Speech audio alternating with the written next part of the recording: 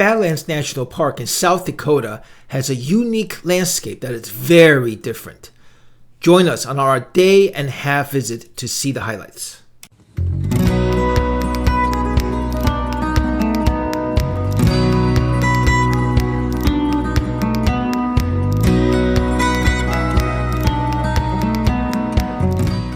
We started the day in Rapid City and drove the hour plus to the northeast entrance of Badlands National Park. The weather was sunny and cool, perfect for a scenic drive and some hiking. Badlands is easy to tour. The Badlands Loop Road covers the northern unit of the park, and that's where we spent our time.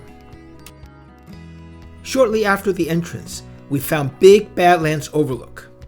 We were immediately mesmerized by the landscape. It was desolate and yet beautiful. I could not take my eyes off of the strange landscape. This day is already off to an amazing start. Our next stop is a parking area with trailheads to 3 trails: the window, the door, and the notch. We decided to tackle the hardest of the 3 first, a 1.5 mile notch trail.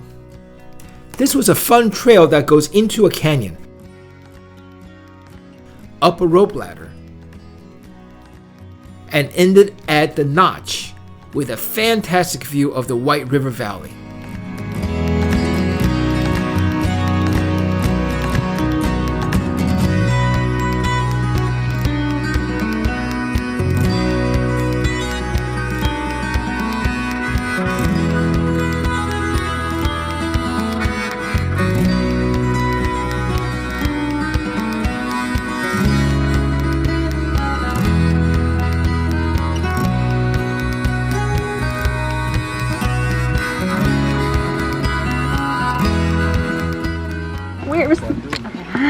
Probably have short legs so you can't reach the thingamajig.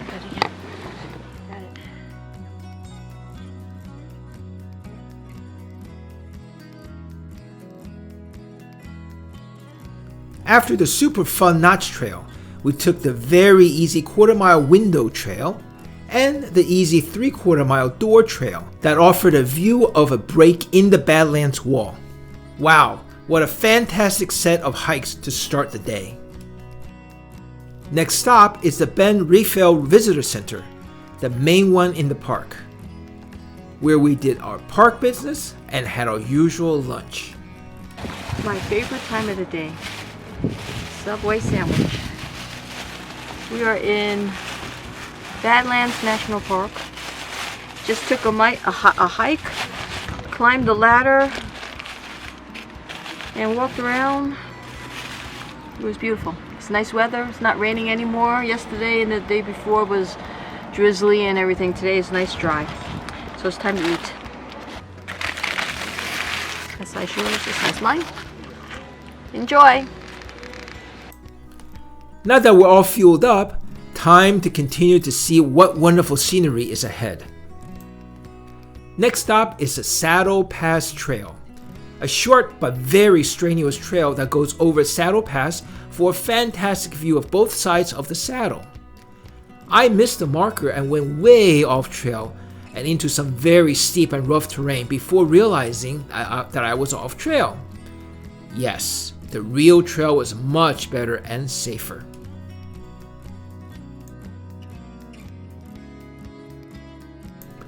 Next, we have the easy 1/4 mile fossil exhibit trail that was basically a boardwalk around a prairie with fossil replicas of extinct creatures that once roamed this area.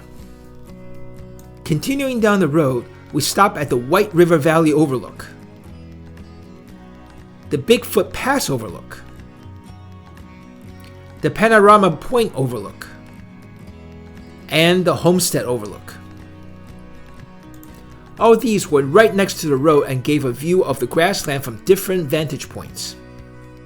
The next stop is a view a bit different from the others, the Yellow Mound Overlook. The Yellow Mound gets its color from the mineral called geothite. Badlands is the name of this national park, but it's also a geological term that describes terrain that look like these formations. They are formed by the deposition and the erosion processes. You can find these formations in other places, such as the Theodore Roosevelt National Park and Petrified Forest National Park. The deposition process gradually built layers of rocks from about 75 million years ago until about 28 million years ago. The erosion process started about 500,000 years ago as the Cheyenne and White Rivers carved their way through the landscape, resulting in what you see today. So Badlands National Park is about these jagged peaks and the prairie land. It's actually got both. It's actually unexpected to see both of them in the same place. You basically got this thing called the wall, which is, as you're coming from the lower prairie, you see this big jagged edge with mudstones and very sharp peaks that leads above it to another level of prairie that it's got grasslands, and the early settlers here basically didn't have any water, and the temperature was cold, the soil was poor, and that's why they call it the Badlands. Both the Indians and the French used the word bad land to say that there's nothing going on here, you can't farm, you can't really live here. That's why it's called the Badlands. So once they figured out they can't really grow any crops here, they turned to ranching. And at the point where the government was giving homestead rights, there wasn't really enough land to make ends meet even for ranching. So they expanded the acreage to 640 acres so that each family can get. But even then, it was still hard, especially in the 30s for the Dust Bowl.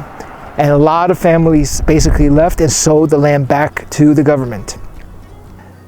But the ones that stuck out and stayed here, their descendants really made out well, because now they have this vast land when it's more popular now and more valuable than before. That's why you have these ranches that are all around the national park.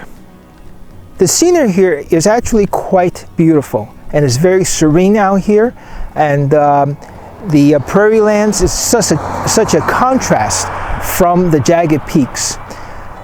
These things are called mudstones, and they're actually very, very soft, and because of that they erode very, very quickly.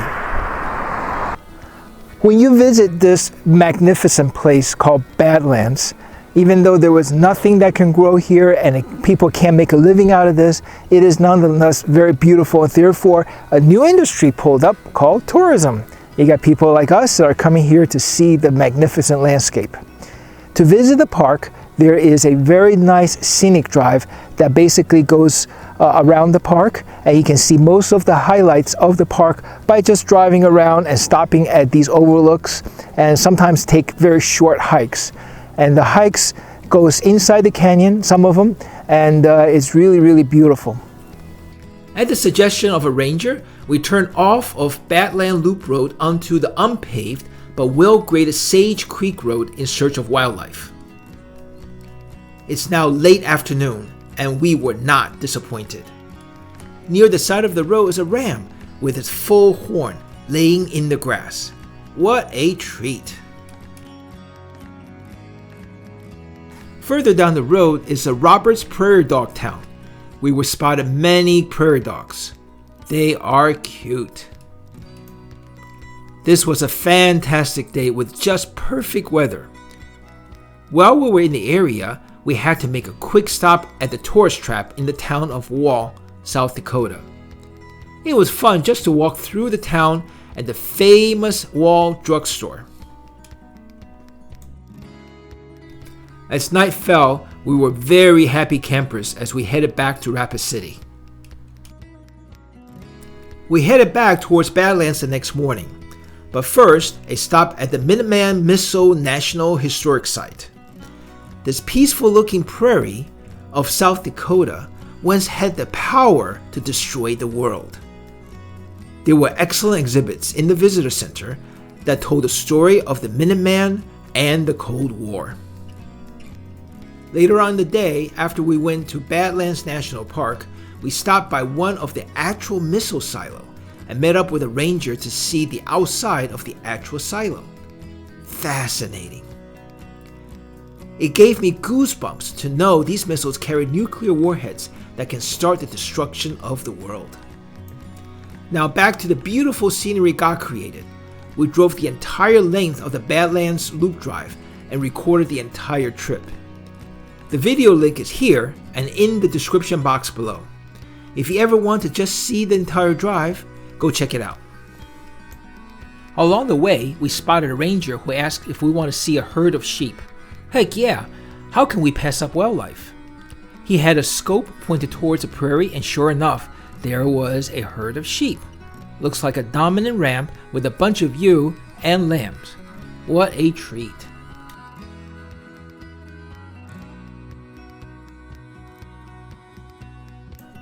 That was a beautiful way to end the day and our visit to the Badlands National Park. It's a great place. Come and check it out. We are on our way to visit all the national parks in the United States. Follow along by hitting the subscribe button below. Hit the notification bell so you know when a new video is released.